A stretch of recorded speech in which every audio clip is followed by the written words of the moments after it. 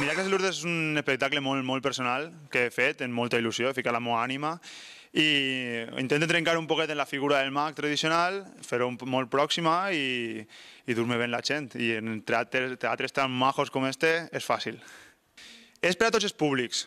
Sí que m'interessa que n'hi hagi xiquets que ho vegin, perquè crec que sí que tinc coses que aportar als més joves, però necessito que vinguin adults, perquè ho disfruten, connecten ells.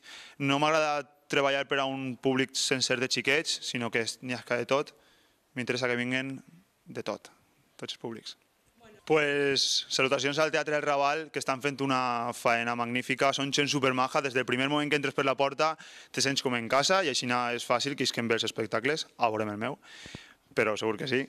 I és un plaer que n'hi hagi gent treballant per la cultura i damunt per la cultura que és important. Molta sort.